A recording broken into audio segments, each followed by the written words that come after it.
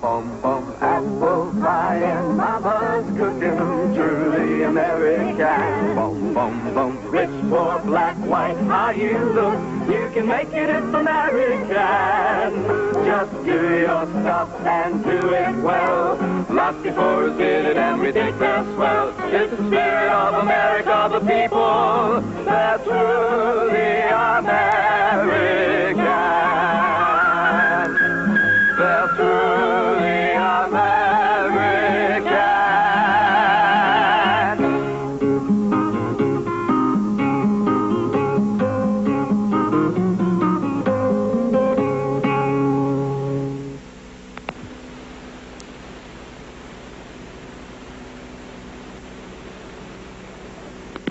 Do you have any heroes?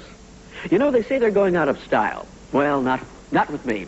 I'm the kind, I gotta have them. Keeps me going. Oh, I talk to him, argue with him, keep pictures of him, cut out stories. Why, I've got a hall of heroes all my own. Now, how do you spot your heroes? For instance, what do your heroes wear? Well, I guess it can be almost anything. One of the greatest wore a flannel shirt. Refused to get a new one for 5 years. Had a 42 on it. Oh, it wouldn't soak up the blows he took, and he took a lot. Wouldn't keep him warm when the public gave him the cold shoulder. But it did soak up a lot of sweat, and wiped a few tears with the shirt tails. Belonged to a kid in California, the baby of this family right here, John Roosevelt Robinson. And he was just about the last kid you'd ever expect to be the first black major league ball player in the world. Oh, he was a tremendous athlete. You know, that wasn't the problem. But he was a pop-off, very cocky. He was good, and he knew it. And he would sound off if anyone insulted him. Now, he became the most famous college athlete the West Coast had ever seen. Excelled in 4 sports. But he became even more of a pop-off. Oh, he was hot-tempered. Troublemaker, they began to call him. Now, let me take you across the country to New York and to a man named Branch Rickey, a mysterious, powerful man. He was the manager of the Brooklyn Dodgers. Now, he had launched the largest scouting search in history to find the ideal black ball player to break the color line in baseball. You see, there had never been a black major leaguer. Organized baseball had been strictly a white man's game. White owners, players, managers. And they were going to keep it that way. So Branch Rickey was looking for, a superb black baseball player, but one whom he could practically sneak into the game. Do you know what I mean? He wanted a quiet fella. Modest, even-tempered, polite, even meek. Somebody who could take tons of abuse and never answer back. Same time, he knew he had to be a better ball player than most. He'd been looking for such a man for almost 5 years. But his scouting reports kept turning up just the wrongest possible man. John Roosevelt Robinson. Proud, arrogant, hot-tempered. Oh, but a great ball player. Rickey invited him to come to his office. I want to tell you, it had to be the strangest meeting in professional sports. Now, Mr. Rickey was a formidable experience even on his quiet days. But when he was out to make a point, he was sort of, terrifying. Even to a nervy hothead like Jackie Robinson. Jackie, you know why you're here? Well, I guess to talk about playing in the new Negro American League you're forming. Nope. The Brooklyn Dodgers organization. You'll be starting with our top farm team, the Montreal Royals. For the first time in many years, Jackie Robinson was stunned silent, overwhelmed. Have you got the guts to play the game no matter what happens? That's what I want to know. I think I can play this game, Mr. Rickey. No, that's not what I mean. See here at the bat. I'm the pitcher. All right, I'm a known beanballer, and I'll whip one right at your ear. Now, what do? Can't answer that one? All right, try this. You just slid into home plate. You're safe. Only I'm the umpire, and I don't like the whole idea of a big league Negro, so I yell, you're out. Now, what do you do, Robinson? Robinson thought, but before he had an answer, Rickey was right on him again. All right, you're riding on a train with your team. You're in the diner. A waiter says to you, you can't eat in here, black boy. Now, what do? For an hour, Rickey dramatized vigorously all the viciousness which would happen. The booing of crowds, being hit by pitched balls, being spiked by prejudiced base runners, and suffering enormous insults. Hey, can you walk away from all that? Mr. Rickey, are you looking for a Negro that's afraid to fight back? On the contrary. I'm looking for a ball player with enough guts not to fight back. They'll taunt you, they'll goad you, they'll insult you, but anything to start a race riot in that ball yard and blame it on you. Now, if they succeed, they'll be able to prove that having a Negro in big league baseball won't work. What do you say, Robinson?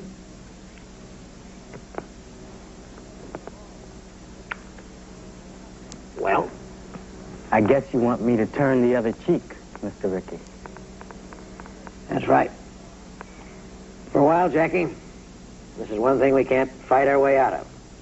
We got no army, nobody on our side, no owners, no operators, no umpires,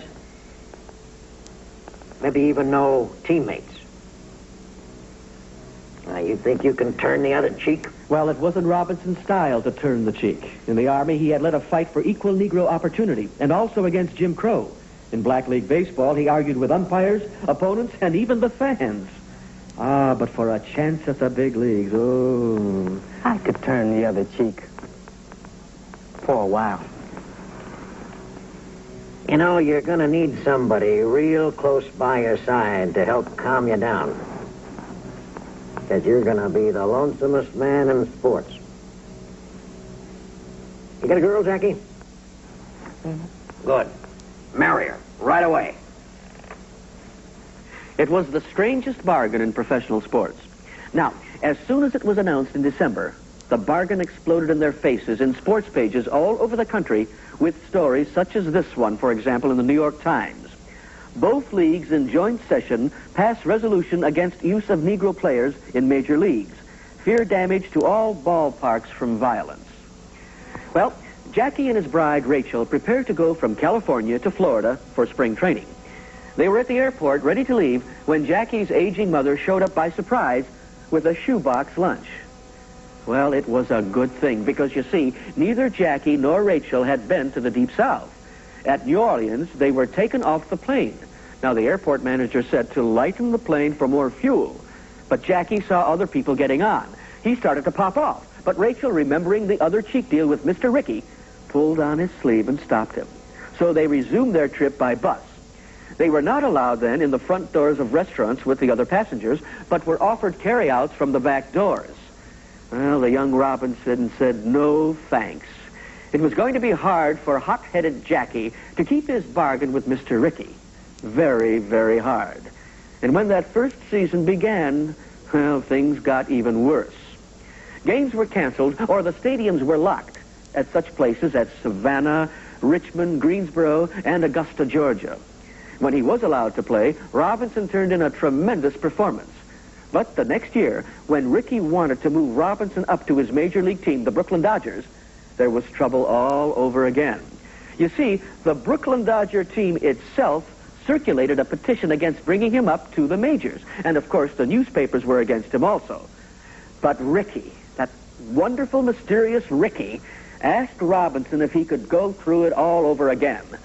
And Jackie answered, well, I think so, Mr. Rickey. And Rickey said, same deal, turn the other cheek. And Jackie answered, yeah, same deal. So, on April 10th, 1947, an historic date, Jackie Robinson was moved up to play first base on the Brooklyn Dodgers in the face of tremendous opposition. Now, the sports world, well, in fact, the whole world, watched to see what the Wonder Boy would do. His first 5 games were so-so. The black world was disappointed. They were worried. And those who said, hey, I told you so, oh, boy, they were thrilled. Then Mr. Rickey got another phone call from the president of the Philadelphia Phillies ball team.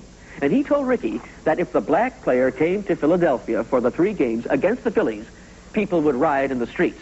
Because the Philadelphia players had said that they would not take the field if the black player suited up. Great. Then we'll win all 3 by default. Tell them to get ready. We're coming. Well, the Philadelphia reception was brutal. In the ballpark, the crowd booed Robinson mercilessly each time he went to bat. And all the Philadelphia bench jockeys tried to shake him up. Back to the bush league, black boy! Go home, tar baby. You'll never make it in the big leagues, buddy! But Robinson clamped his jaw. He never answered back. Never threw down his bat. The Philadelphia pitcher beanballed him twice. The game turned into a brutal tie. Tied at the fourth inning, 0-0. Tied at the fifth and sixth inning, 0-0. Tied in the first half of the seventh, 0-0. And then, in the first half of the eighth, Jackie got a hit, and he made it to first base. Now, he had noted that the Phillies pitcher, Dutch Leonard, threw a very hard knuckleball that was hard for his catcher to handle. Therefore, on the next pitch, Robinson stole second base in a daring slide. Now, his slide broke up the throw from catcher to second. And seeing the fumble, Jackie jumped to his feet and he stole third. Now, the Philadelphia players, they were in a purple rage now, and they tried to hit him with the throw to third. But he made it. And Robinson, he never complained. He never yelled for the ump.